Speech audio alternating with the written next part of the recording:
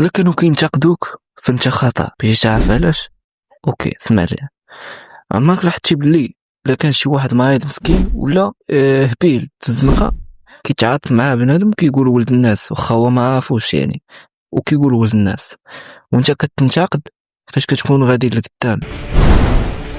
المهم كيف كتعرفوا ماشين ديالنا كدوي على مناقشة وكذا، وكندويو بالوعي. دابا كاين واحد الحاجة خاصك تعرفها، الناس ما كيضيعوش الوقت مع اي واحد. الشخص اللي ما كيتحركش ما عنده هدف، عايش كيف جا، قليل اللي كيهضر عليه.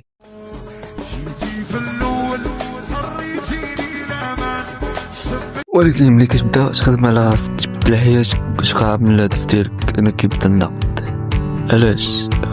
حيت التقدم ديالك كيحرك فيهم حاجه اللي كتكون في الداخل، كيشوفوك كتوصل داكشي اللي هما ما قدروش يوصلوا ليه، وهادشي كيخلي بعض الناس يحاولوا يطفيوك بكلامهم.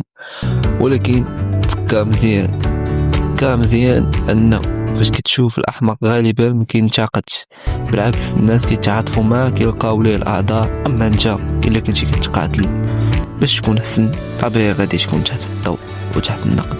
ودي اهم حاجه اللي بغيتك تسمع، هي تخيل معايا من بعد سنوات كتشوف حياتك وكتقول علاش ما درتيش هادي، وعلاش ضيعت هاد الفرصه، غير حيت فلان قال كلمه، ولا حيت شي واحد ضحك عليك، ولا حيت خفتي نهار عيد الناس.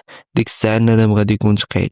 هاد الحقيقه، هاد الحياه حياتك انت، ماشي حياتهم هما يهضروا دقيقه ويمشيو، ولكن نتائج الندم غادي يبقاو معاك انت.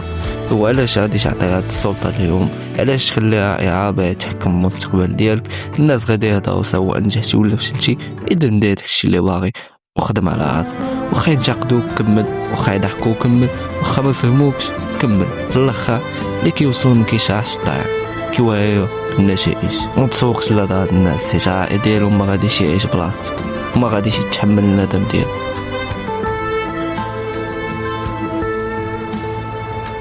حتى لهنا بقى ليا ما نقول لكم من غير وان في كان هنا. تهلا.